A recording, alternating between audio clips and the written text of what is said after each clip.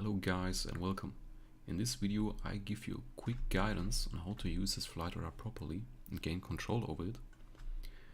This flight radar is embedded from radarbox24.com and it's free to use.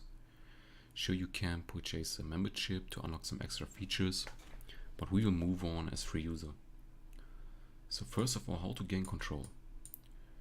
Left click on the map with your mouse, grab it and you can slide around.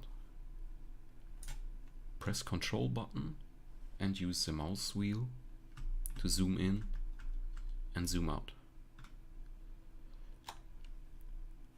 So now if you want to track a flight, you can open up this lens over here and type in a valid flight number. Let me give you an example. Here on the flights you will now see the plane and it's marked as live, so it's already in the air. When I click on this, it will be tracked. The left sidebar will show you some further information. Here's the arrival time.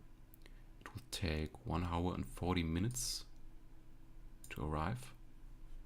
You can also take a look on this, but make sure that you consider the time zone. And yeah, that's it.